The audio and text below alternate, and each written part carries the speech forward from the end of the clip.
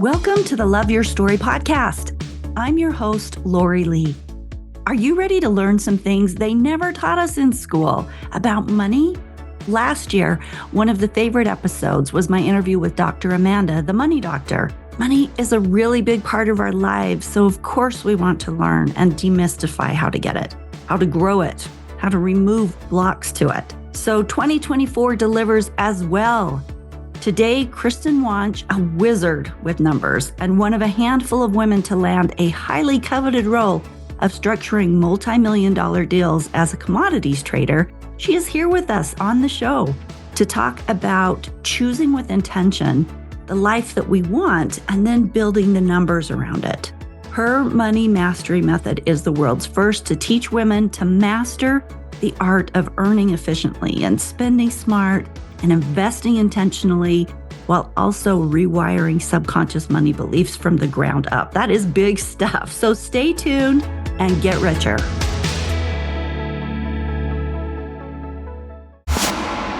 Stories are our lives in language. Welcome to the Love Your Story podcast. I'm Lori Lee, and I'm excited for our future together of telling stories, evaluating our own stories, and lifting ourselves and others to greater places because of our control over our stories. This podcast is about empowerment and giving you, the listener, ideas to work with in making your stories work for you. Story power serves you best when you know how to use it.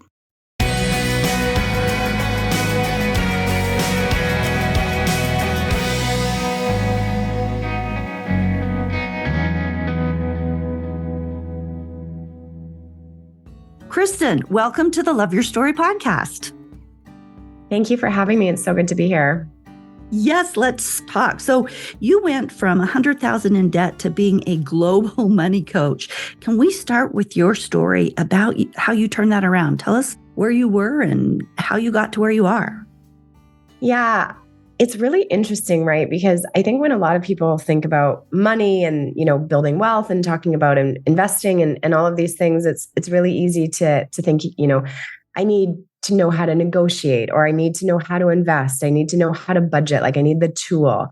And from my own experience and of all the clients I've worked with, it's very rarely, the education piece that you're missing. It is so often what's happening in your mind that's actually preventing you from getting to where you want to be. And so for me, my story was very much a reflection of that. Worked in corporate. I was studied finance. I was really, really good with numbers. I climbed the corporate ladder. I was making great money, over $100,000 a year, plus bonuses. But I was in $100,000 worth of debt because I was just spending all of my money. And, I was living this very deeply unfulfilling life. And I was constantly repeating this pattern of like high highs and low lows. And so it wasn't for lack of understanding numbers that was getting me there. It was like all of the things all the patterning that I had from childhood, all of the ways that I was keeping myself stuck in the same places. And so for me, it was like when I really started to understand my own mind and I really became aware of all of the beliefs that I was holding in my brain that were causing me to make the same decisions over and over again, the same overspending, the same patterns of stress, the same patterns of, constantly living in fight or flight. And all of the things that were going wrong in my life, when I recognized and I admitted and I acknowledged I was creating them. And it was, through working with coaches that I began to really understand this and own that I was responsible for my results. I was able to shift everything and really change my patterns of how I related to money, how I would hold money, how I would invest money, and became a woman that was the kind of woman that's just really responsible with money, that's really powerful with money, that's confident with money, that feels comfortable and safe growing wealth. And that's, how everything changed for me. And that's what I teach women now. Okay. So can I ask here, I think one of the things that, when we're just starting is how do we figure out what our limiting mindsets are about money? Like we might know that we have them, or we might be like, yeah, my results aren't great, but I'm not sure what it is that I'm thinking or, what happened in my past or whatever it is that's forming that block. So it sounded like your coaches helped you find yours. What do you suggest for people figuring out what's holding them back? Yeah. So there are a few places you can look. And this is why coaching is so powerful, is because we're always believing our own bullshit, right? And so always. You might, for example, you might be in indecision about, should I make this next investment in myself, right? I don't know if it's the right investment. But really and so you might think, okay, I'm going to wait until next month. It's going to feel more comfortable next month. You might actually believe, oh, the decision, it's not the right time. The decision is going to feel easier next month. But really, you're just a little bit nervous about making a big investment in yourself, right? Because there's some uncertainty around that. And so we believe our own bullshit in the way that we think that it's going to be easier in a couple of weeks, but the decision never gets easier. So that's one example of like the ways that we lie to ourselves and the power of coaching. But the way that you can really understand what's happening in your mind is, even if you don't have a coach, a few different places you can look. First, your results. So for example, if you are earning $100,000 a year, your belief is consistent with, I believe myself to be the kind of person that can earn $100,000 a year, right? If you're not earning $500,000, you don't believe you're capable of that yet, right? Which means you're not, if you don't believe it's possible to be earning that much money, you're not going after jobs that are at, a much higher level. You're not even applying. You're not even talking to people in industries that would be, playing at that level. You're not asking for raises. You're not doing what it takes at your employer right now to get a promotion, right? You're not doing the things in the world that would be required to get to the next level because you just don't believe it's possible. So your results are always a reflection of what you believe to be true. Okay, that makes sense. Yeah. And then, another way is just asking yourself, right? Like, what am I believing in this moment, right? For example, if I am asking, this is, not related to money, but if I'm thinking about asking somebody on a date and I feel myself being really nervous, well, what am I believing in this moment? Oh, I believe they're not going to say yes, right?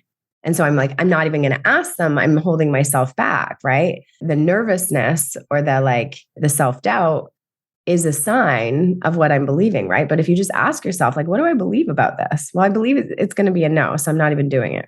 I think when you said we really buy into our own bullshit, that you're right on with that, but we buy into it so much that we think that it's fact. So I think it's sometimes really difficult to say, oh, I'm going to be aware of what I'm thinking and feeling, because when we check in with ourselves, we're like, well, that's fact, and that's fact, and that's fact. And so even sorting through all of that, I think, can be challenging, which is probably where a coach, a good skilled coach would be helpful, because they can call you out on the things of, let's double check that one there. Totally. So yeah, so just some examples around that. I mean, I had a client that she had maxed out her business with the amount of clients she could take on. And we're looking at the strategy for like, what was the next level of income for her? Well, one of the next level ups was having a conversation with one of her big clients around the way that she was billing for hours. And it was an uncomfortable conversation. She was just avoiding it because she was worried that it was just going to be a no. And so she had committed to the conversation, and then she came back the next week and she hadn't had it yet. She's like, oh, things got busy, here are all the reasons. And then the next week came back and she still hadn't had the conversation. And so that was when I knew for sure, because like once is a bit of a fluke, but twice is, a coincidence. It's a pattern, right? And so like literally my coaching for her was like, you're full of shit. Like you did have time, right? But what's really present for you? And so when she really dropped in and reflected, it's like, oh, I'm really afraid they're going to say no. So of course, when you believe they're going to say no, you avoid the conversation. Well, so because in the coaching container, I'm, reflecting her, like, do you want to keep avoiding this conversation because you're afraid it might be a no? What if it was a yes, right? And what ended up happening was she committed to the conversation. The next week she had it, and it was like almost 40 grand more in her pocket, just like that. And they were actually happy that she had had the conversation with them. Wow. Because they were like, how many of our other contractors are thinking this and just not saying it? And they're like, thank you for raising this. And so what she made in her head to be this really uncomfortable, awkward thing was actually, a welcome conversation that landed her with a lot more money really easily. This is what we tend to avoid, right? Or I remember... No, that's a great example. I mean, that really is a great example of how we can hold ourselves back and how we're building a story in our head about how things are or will be when we really don't know. No, totally. And, just to give you an example from my own coaching, this was maybe a month ago. My coach said to me on one of our calls, we had this, really, really long conversation. We're trying Facebook ads. Like there's a lot of strategic stuff that's happening in my business right now. And she said to me, she's like, Kristen, how often you say, this is just really hard, right? Like this is going to be hard. I was saying the phrase like, this is something that's hard for me right now. And I was like, whoa, I am saying that a lot, right? So instead of saying like, I'm working on solving this problem, I was just continuing to really create the story of this is hard. And so like, sometimes it can be true, right? Like as us learning the process around Facebook ads, yeah, I could look at all the ways that that's hard, or I could just keep telling myself the story. I'm learning this and it's improving, getting better, right? It's a very different energy, right? Because when I tell myself something's really hard, I spend less time engaged in it. I spend more time avoiding it. Yes. I don't, devote resources to it, right? I don't want to solve the problem because it feels really hard versus, oh, I'm just working on a solution for this, right? It's a very different energy. And one gets you to the solution a lot more quickly, right? Well, and I think it creates, like you say, it creates a different energy and you will attract what you want when you're creating that positive energy. I think when that example you showed was just lovely because I have those pop up all the time. And when I'm like, oh, self-aware, shift that one. But the idea of this is really hard, it will be really hard. It will stay really hard as long as you're saying that. It'll be like you're pulling yourself through mud. But when you can shift that, it's like the I have to do this versus the I'm blessed to do this. Yeah. Those are two different mindsets that create two different energies. And it's in yourself. Like it shifts the energy in you, which then shifts the energy of how you're doing it and what you're pulling to yourself. It's a big deal. Yeah. And I want people to know how subtle it can be, right? Because I'm a very positive person and I'm always like, I'm excited by, being able to solve problems. Like I always think in the space of possibility, but even my brain was saying that like, it's hard. Like a lot of things are hard, right? And I wasn't even aware of that. So it took someone mirroring to me, hey, Kristen, you're saying this a lot. Like what's there for you? And so really inquiring, because otherwise I'm just going about my day, just not even realizing that's there for me. And so even for somebody that's been doing the work for a really long time, we all have these things, these blind spots we're not aware of. And so it's whether it's like really big things, like you're always in scarcity about money, or you're always feeling tension about no matter, even if you have hundreds of thousands of dollars in the bank, you feel like there's not enough, right? It could be big things like that, or it could be really subtle things like just the way that you talk about money. If you use the word expensive a lot, that's a really subtle one that I see a lot of people. It's like, stop telling yourself stuff is expensive. That's just not a valuable story. So where does someone draw the line between, like, as you shifted into your second self, you became really responsible with money? And I think there's this space, I want to know this answer for myself. I'm very responsible with money and but I feel like it's a stewardship, right? Like I feel like you need to be responsible with money. You work for it, you attract it, it comes to you. And if you just blow it all the time, then, anyway, I feel like you need to be responsible with it. So there's this line, what if something is expensive? Like, and I guess expensive is a relative term, but okay, that mindset where they say you will get what, or act as if, right? So if you act as if you have more money, to some people, that just means buying whatever they want and spending without consideration of what they've actually got, that type of thing. Whereas, being responsible and living within a budget and knowing where you're headed and what money you need for those things, according to that mindset, might feel like you're limiting yourself. Is any of this making sense? Can you sort through this for me? Okay, where's that balance? I know exactly what you're saying, and I have so many thoughts. So yes, I think that the traditional way we've been taught to budget and to manage money feels very restrictive. Like we're basically programmed with the belief of like spending is bad. And if you spend, you're bad and you should just constrict as much as possible. And that's what you should do. And that can get you to a place of saving a lot of money, but it doesn't feel good because every time you spend any amount of money, whether it's, $3 on strawberries or, $5,000 on a couch, you kind of feel a little bit guilty. And so I just don't think that that's valuable. And so for me, the act as if is also swinging really far in the other direction. It's just spend without an awareness of how much money is actually there. So you're just living in the land of delusion. And I actually think when you can have a handle on both, and so I'll give you an example through a lot of like this, I get the same question, even clients that sign on with me in the early days, they ask again and again, and they think my answer is going to change. They're like, what percentage of my income should I be spending on certain things? Like, just give me a number, right? Is it 30% on clothes? Is it 50% on home? And the way that I teach money management and, budgeting, there's no formula for that. It's actually this tool that gives you visibility into where all your money is going. And so, for example, say you have 10 grand in cash that comes into your bank every month. You just get to decide where that goes. So maybe, 2 grand goes to your mortgage, 1,000 goes to food. You have all your necessary expenses, right? Like those you have to spend. And then maybe you have 5 grand left over. You just get to decide, right? So there's no one right place that says like you have to put $1,000 toward your debt payments. You have to spend, 20% on the vacation. That isn't valuable or relevant, because some people might get a lot of joy out of spending a few grand every month going out for dinners with their friends. And for somebody else, that might be their worst nightmare. And so like you just, with all your disposable income, you just get to decide. And when you are actually clear on the numbers, because you have the right tool, which is what I teach, it's a very simple, you don't even ask me that question. It's a very simple answer that you just get to decide from a place of total freedom, because you're clear on what your choices are, right? So say you have that 5 grand, it's like, do I want to put half of that 5 grand toward my investments, and I can see what that grows for me over the next couple of years so that I can retire 5 years earlier? Or do I really want to book my, my family and all expenses paid trip this year? And that's really important to me now. And it's not my job to tell you the best fulfilling life and the best way to use your money. But when you actually know the numbers, you can make that decision on your own. But what most people try to do is they don't know their numbers.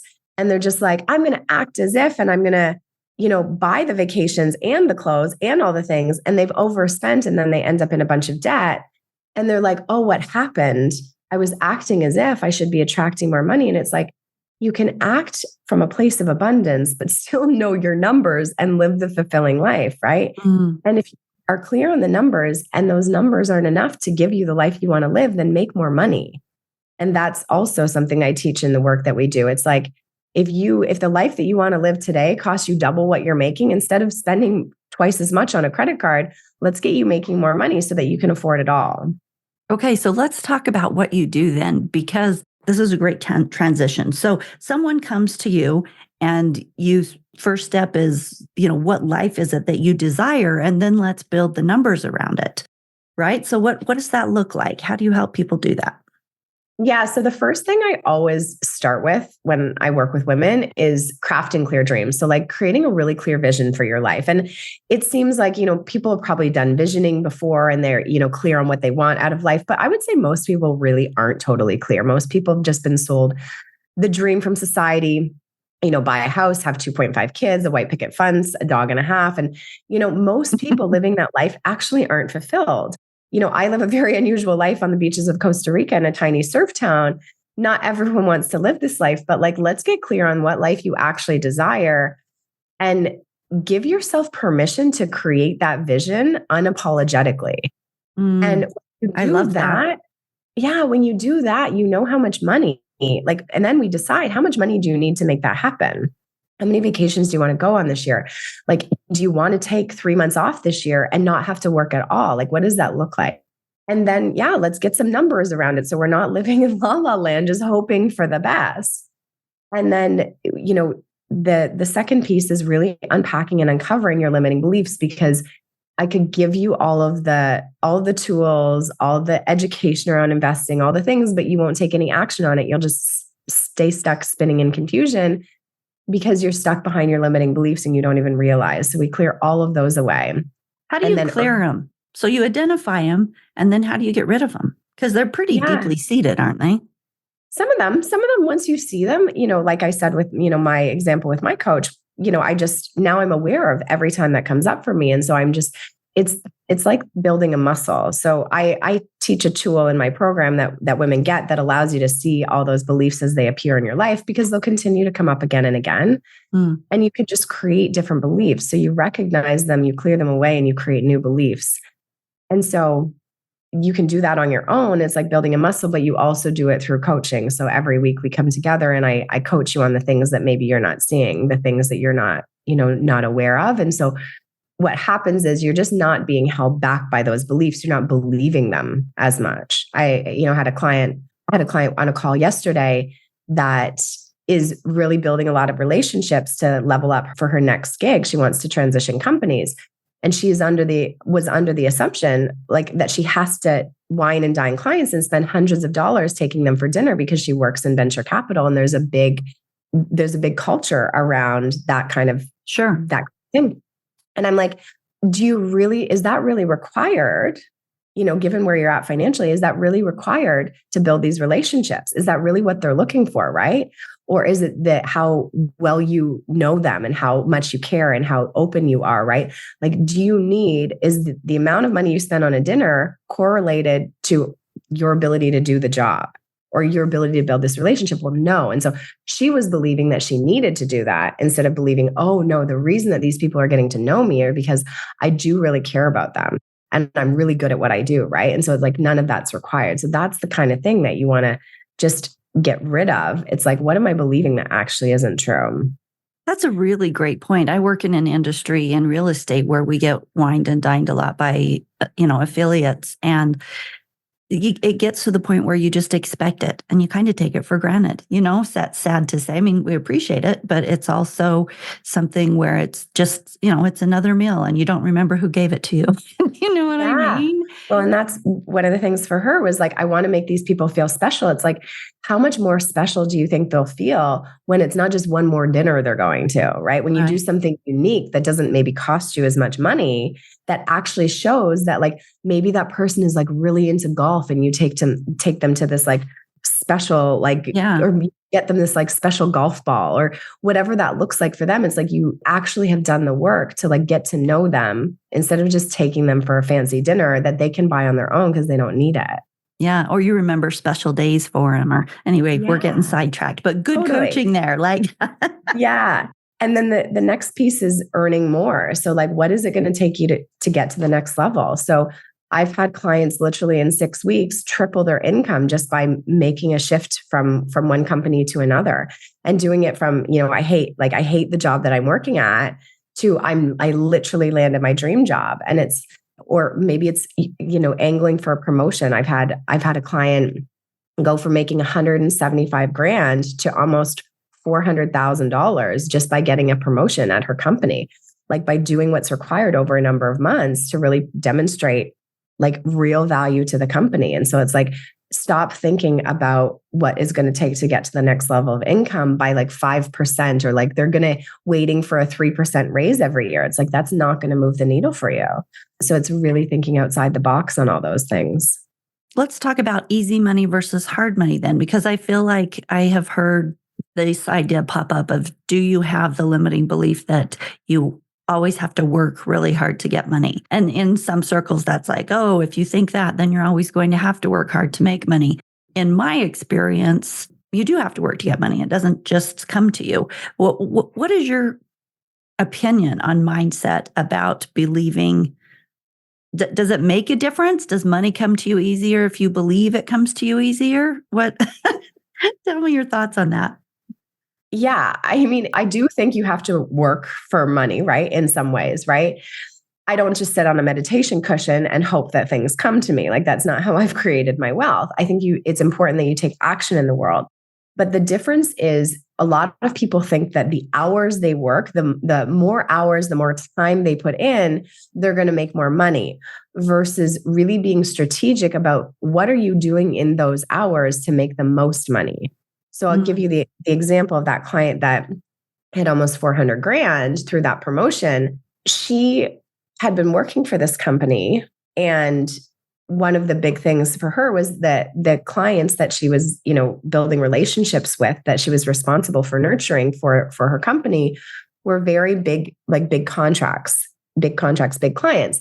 And so instead of working more hours and just say doubling the amount of work she was doing, just doing more shit at work, she actually honed in on what are the highest ticket clients, the biggest contracts that are most important in my industry. And so instead of going really wide, she went really deep. So she just focused on, and I don't know what the number is, but let's say 5 of these really important, valuable clients. And she would spend more time crafting her pitches to them and nurturing and building those relationships.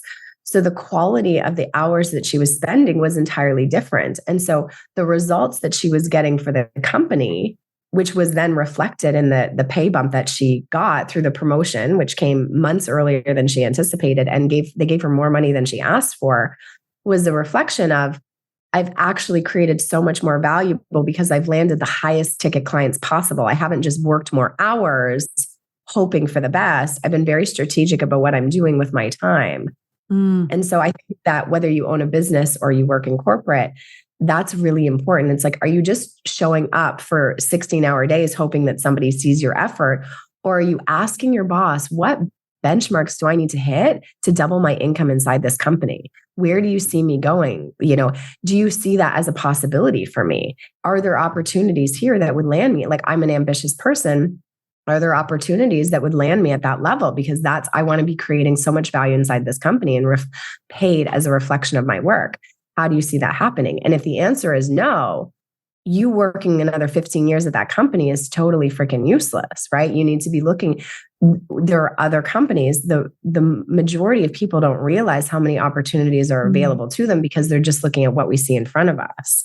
So right? Working smart. Yeah. And realizing what I hear you saying, working smart and realizing how much there is out there, not just the limiting what's right in front of you, but realizing that there is a lot to choose from and tapping into that if needed.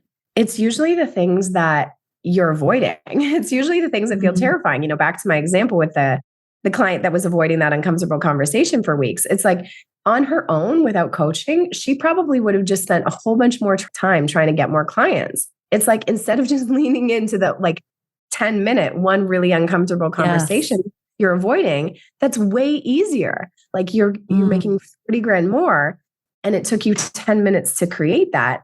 That's the difference between just working more and this paradigm that we have all been taught of I have to work hard for money. It's like that 10-minute conversation that was deeply uncomfortable for you isn't working harder. It's working more uncomfortably, right? Love it. Love it. Okay. So let's talk about things that we were not taught in school. If you had to come up with 3 really important financial techniques or mindsets or whatever it is that you work with that we didn't learn in school that you feel are really important for women to understand, what would they be? I mean, I think I would just recap some of the things I've said here. So first, your beliefs create your reality. Anything that you desire is possible for you, and any results that you have right now are a reflection of what you believe to be true. And so before you try the budgeting tool or to learn how to invest or to negotiate your raise, you've got to be clear on what you're believing. So I think that's something I was never taught in school, right? The approach to managing money around spending is not bad. You just get to have clarity with the right tool on where all your money goes and choose with intention. That's what creates a fulfilling life. I think no one ever taught me that. And the other piece around investing and what I've said around, I think you called it working smarter, not harder. I think it's more than working smarter. It's being just always asking yourself the question, what is the single most important thing I need to do right now to move the needle on my income, right? The highest impact, always coming back to the highest impact actions. So those are some things that, we're versus what we're taught in school, which is our compensation is attached to our hours, which is just should not ever be true, right? Because then you're stuck in this paradigm of I have to work more hours in order to make more money. So even if you don't run a business, get out of that, right? If you can put yourself in a position where you're making more per hour, or you have a commission structure, you're negotiating bonuses. If you're a high performer and you're really ambitious, your compensation should be attached to the value you're delivering for the company, not the hours you put in, right? And so the more value you can create per hour, which is, what my client was doing, right? She was creating a lot more value for each hour she was putting in, which was reflected in her pay. Yeah, smart. And then the last piece around investing that we haven't touched on is, I think most people and most women really shy away from investing. And most people believe that investing is really risky and it's really confusing and super complicated. And you have to be a day trader and watch the market, and you have to predict, when it's going to be high and when it's going to be low. And actually, what stats and studies show this time and time again, that people that do that and do all that fancy stuff always, like almost always, lose money. Even professionals, 85% of professional money managers trying to do that fail to beat the average. What actually makes you money in the long run is investing, and this is what I teach, a predictable, profitable portfolio, just investing consistently over time in a number, not putting all your eggs in one basket, in a number of different investments. And I can teach people what those are. You start with 3 things. It's like baking a shortbread cookie. And you just do that consistently over time. You don't need to watch the market. You don't need to get fancy. You do not need to be an expert. And you literally will build yourself a multi-million-dollar portfolio. Like, I can show you exactly how that breaks down. And nobody ever taught me that in school. Well, what a wonderful resource. How do people get in touch with you to work with you if they want? I can send you a free training that I have for women. They can download that. It's actually called Investor Secrets Revealed. So that goes through, a lot of the stuff that we've talked about, and really just giving people a taste of what all of this is like, and really diving in deep. Or they can reach out to me on Instagram. I'm KristenWonch.xox, KristenWonch. And I can send you those links as well.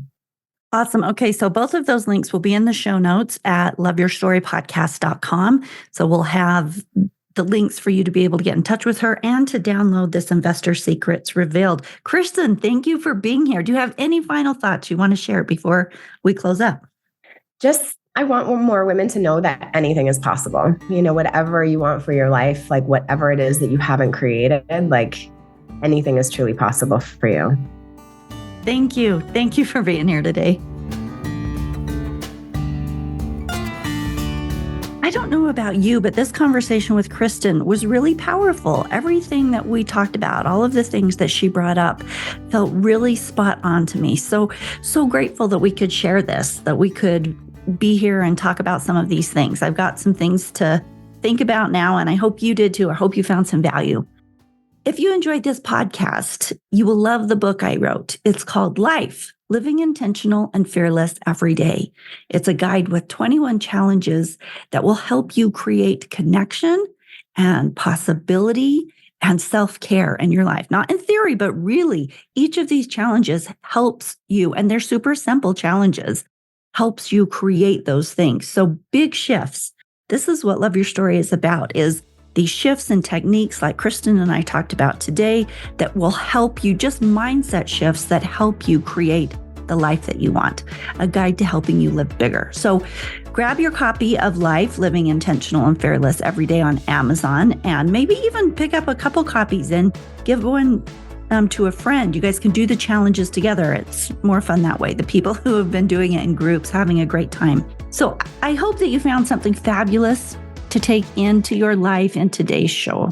Join us in 2 weeks for our next episode, and you keep living your life your way, taking all of these life hacks that we talk about on every single episode and integrating them for your best evolution. We'll see you in 2 weeks.